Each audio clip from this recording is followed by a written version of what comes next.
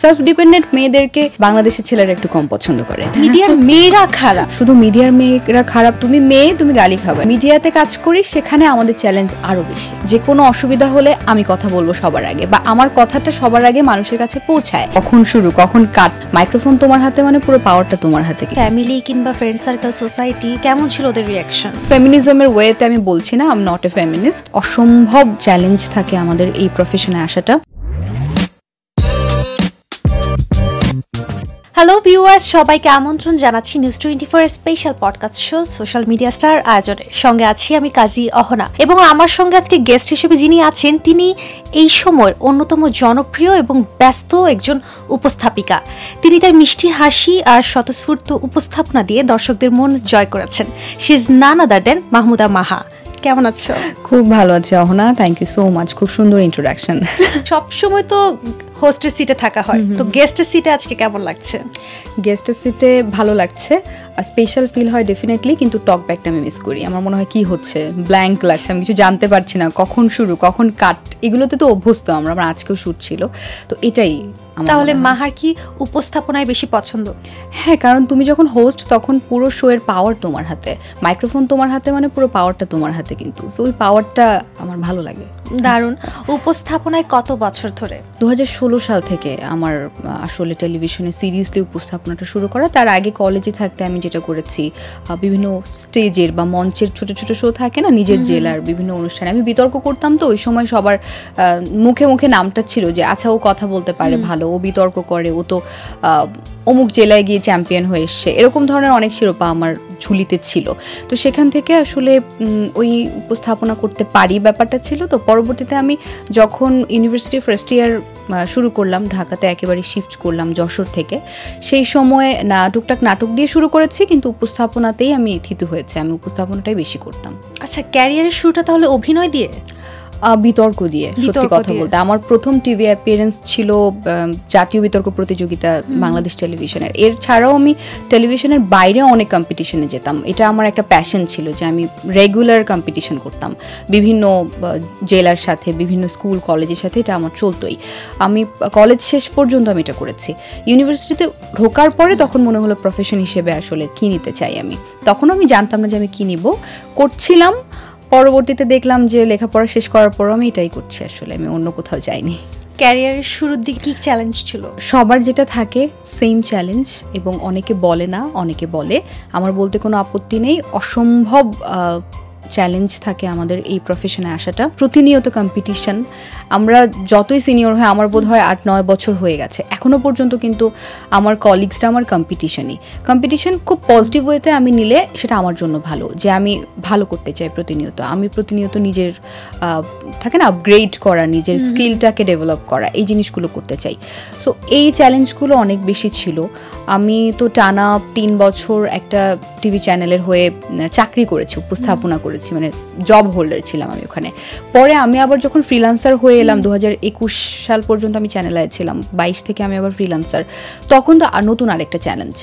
আমি কাজ করেছি একরকম, বের হওয়ার পরে তখন আসলে আমাকে ডাকবে কিনা কেউ, ডাকলেও ওই শোটা আসলে কেউ দেখবে কিনা, একটু একটু করে দেখলাম আচ্ছা না, ওয়ার্ক করছে। এখন যদি ওয়ার্ক করে সেটা ভালো, এটার পেছনে লেগে থাকতে হবে। মানে আমার বহু বছর গেছে ইনভেস্টমেন্ট করার পরে আমি রেজাল্ট পেয়েছি অনেক পরে এসে।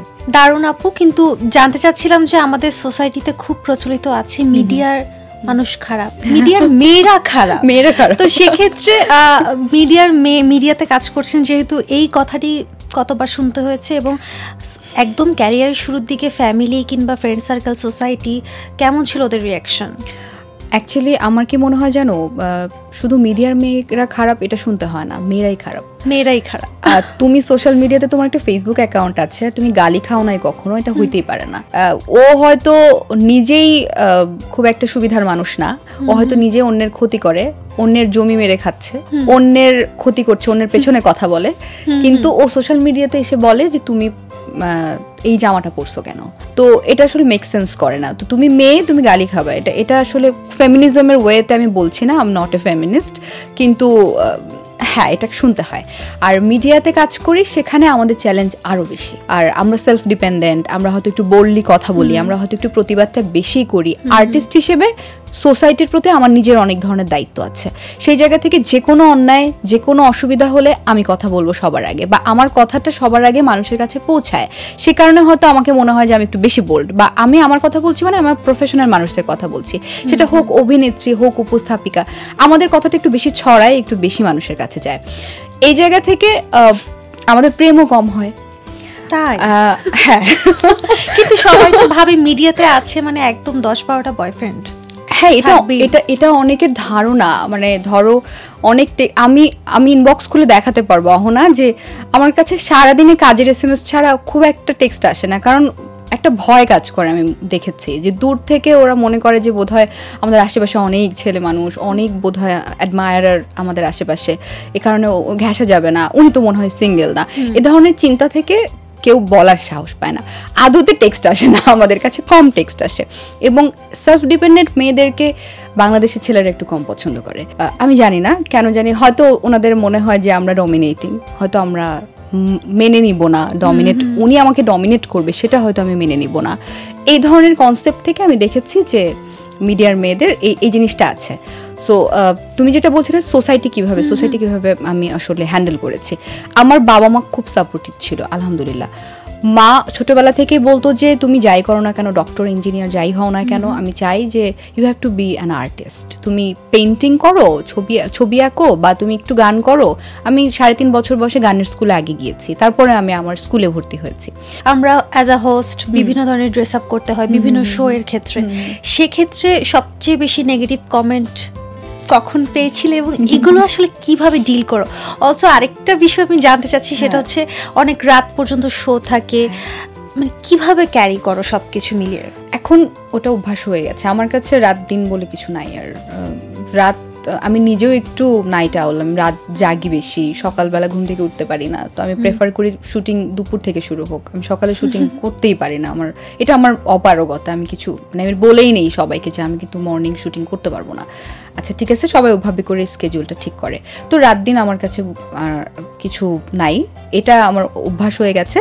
আর আরেকটা কথা যখন বললো সোশ্যাল মিডিয়াতে যে ব্যাড কমেন্টস বা এইগুলো আসলে ব্যাকল্যাশগুলো কীভাবে ফেস করি, সবচেয়ে ব্যাড কমেন্টস পেয়েছিলাম আমার লাস্ট বাংলাদেশ ফুটবল ফেডারেশনের অফিসিয়াল হোস্ট হওয়ার পর।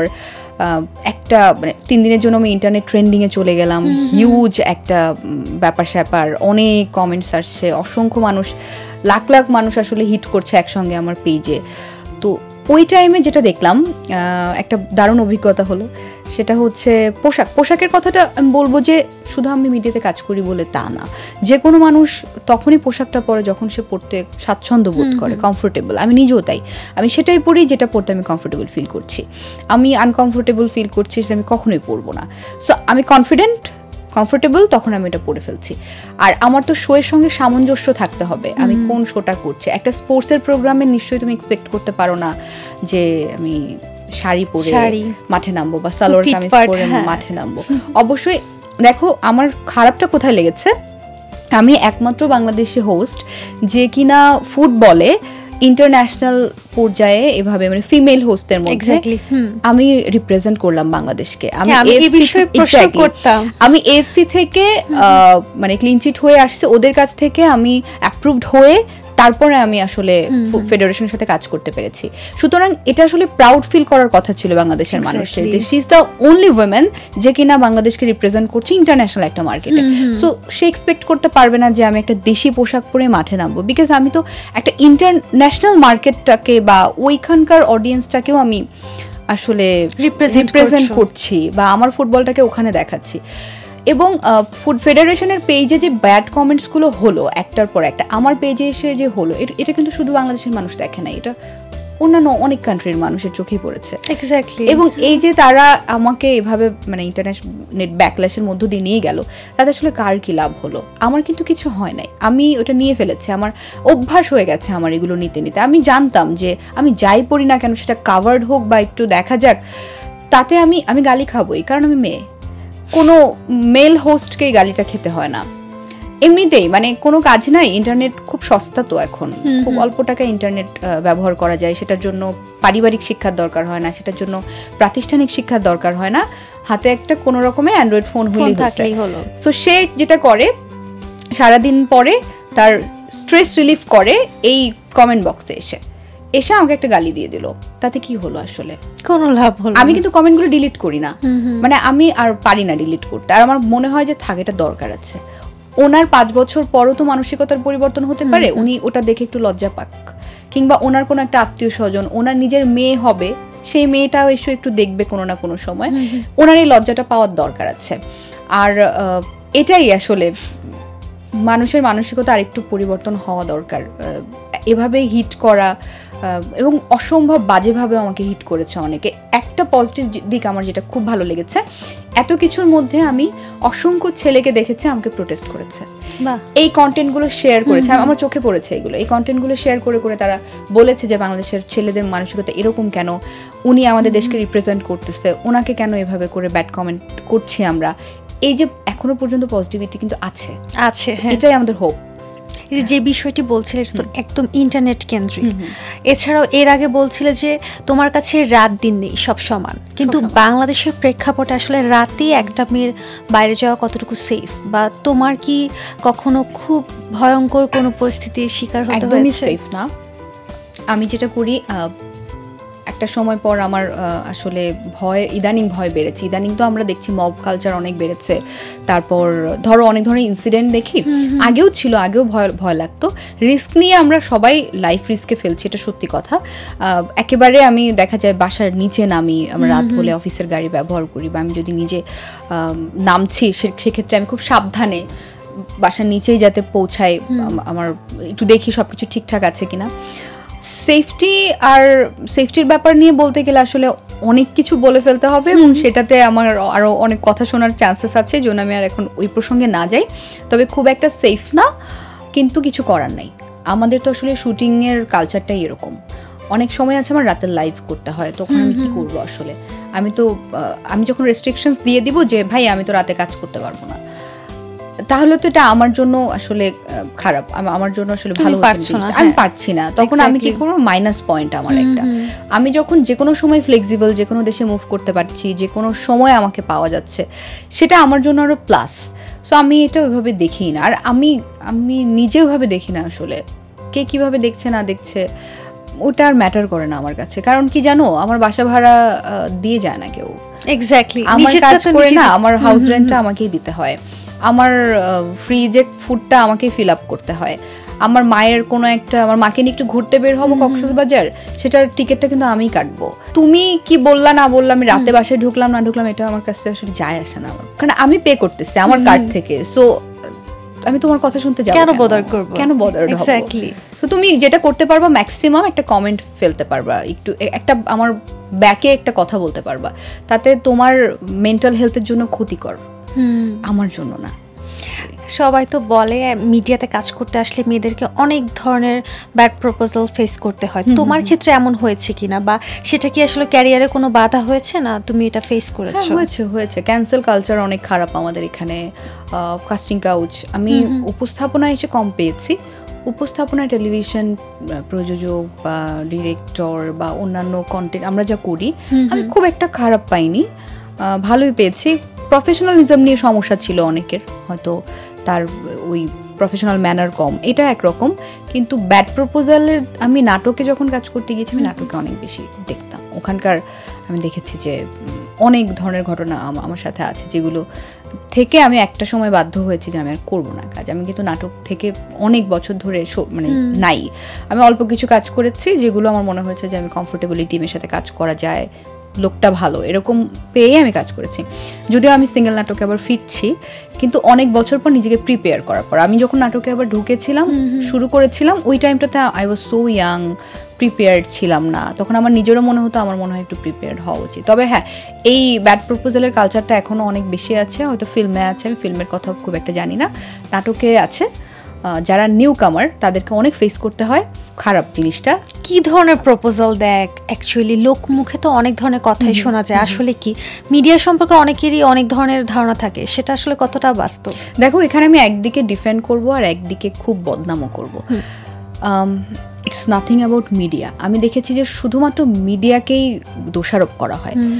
আমি অসংখ্য জায়গায় শুনেছি যে মেয়েদেরকে বিভিন্ন রকমের ব্যাড প্রপোজাল পেতে হয়েছে।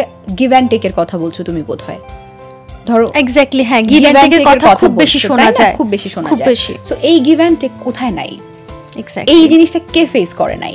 আমি অনেক ডক্টরের কাছে শুনেছি, আমার অনেক বন্ধু আছে যাদেরকে এরকম ধরনের ফেস করতে হয়েছে। কর্পোরেট কালচারের কথা তুমি বলো, এক্স্যাক্টলি অসংখ্য এক্সাম্পল তুমি নিজেই দেখবা যে শুনোচ্ছে, তোমার কোনো বন্ধুর কাছ থেকে হয়তো তুমি শুনছো, তোমার কোনো কলিগসের কাছ থেকে তুমি হয়তো শুনছো। এটা ম্যান টু ম্যান ভ্যারি করে, এটা শুধুমাত্র মিডিয়াতে ভ্যারি করে না, মানে মিডিয়াতেই যে আছে গিভ অ্যান্ড টেক বিষয়টা তা না। এখন আমার আসলে অবজেকশনটা কোথায়? গিভ অ্যান্ড টেক নিয়ে, সেটা মিডিয়া হোক, কর্পোরেটে হোক, বা একজন ডক্টর হতে হলে, বা ডিফেন্সের কোনো একটা জায়গায় হোক। সো আমার অবজেকশন ওখানে, এটা সব জায়গায় আছে, এবং এটা আমি বলবো না কোথাও নাই, আমি তো আছে সব জায়গায়, নো, অবশ্যই আছে, না থাকলে এত কথা হতো না। এটা বলিউডও তুমি শুনছো, এটা তুমি হলিউড পর্যন্ত শুনছো, সব জায়গায় আছে। এটা প্রিয়াঙ্কা চোপড়াও নিজেও বলছে যে সে নিজেও ফেস করছে। সো তারা যেহেতু ফেস করছে, আমার ফেস না করার কিছু না, আমিও করেছি। এই কালচারটা যদি বন্ধ হতো তাহলে অ্যাকচুয়াল ট্যালেন্টের দামটা আসলে দেয়া যেত। তুমি তো নিয়মিত কাজ করছো, সেক্ষেত্রে আরেকটা বিষয় হচ্ছে এখন তো ভাইরাল হওয়ার যুগ, তো ভাইরাল হয়ে নাকি দর্শকের মনে জায়গা করে কিভাবে জনপ্রিয় হতে চাও? এই প্রশ্ন আসলে চলে গেছে অনেক আগে, আমার মনে হয় অলরেডি আমার 8-9 বছর পার হয়ে গেছে। আর কিভাবে কি করতে চাই, আমার অডিয়েন্স কম থাকুক কোনো সমস্যা নাই, কিন্তু আমার অডিয়েন্সের একটা স্ট্যান্ডার্ড থাকুক, আমার এটা আমি প্রেফার করি। আমার ম্যাস অডিয়েন্স বা আমার সব ধরনের অডিয়েন্সের কাছে আমি যেতে চাই না, কোনো সমস্যা নাই, কিন্তু আমার প্রোগ্রামের মানটা থাকতে হবে, ওইটার একটা ক্লাস, ওইটার স্ট্যান্ডার্ডটা আসলে প্রপার হইতে মানে হোক। আমি উদ্ভট উল্টা পাল্টা কোয়েশ্চেন করে ভাইরাল হইতে চাই না, বা টিপিক্যাল ভাইরালের যে কনসেপ্টটা এখন সোশ্যাল মিডিয়াতে, সেটাও আমি চাই না। আমি যেভাবে আছি আমি সেভাবে ভালো আছি, এবং আমার মনে হয় এইটা বজায় রাখতে পারাটা আমার জন্য একটা অ্যাচিভমেন্ট হবে। তোমার কাছে গ্ল্যামার মানে কি? ও মানে নিজস্বতা, মানে ধরো মেকআপ নিয়ে অনেক শুনেছি আমি। ধরো কয়েকদিন আগে একটা টেলিভিশন চ্যানেলের, এটা আমি খুব কমন, আমি অনেক শুনি, জন্মদিনের একটা প্রোগ্রাম, তো খুব তাদের এক্সপেকটেশন হচ্ছে খুব বিয়ে বাড়ি টাইপের সাজ তারা চায়। সো আমি ওইটা না, আমাকে মানায়ও না, এবং আমি ওটা কখনোই করতে পারবো না। আমার মেকআপ রুমে আমি যখন খুব হালকা একটা মেকআপ, আমি ড্রেসটা খুব গর্জিয়াস একটা পরলাম, হালকা একটা মেকআপ নিলাম, তো খুব বেশি আইশ্যাডো দেই নাই, খুব বেশি লিপস্টিক দেই নাই, হালকা সোভার যেরকম আমি সবসময় থাকি। আমাকে বললো যে এরকম একটা প্রোগ্রামে তুমি সাজলা না।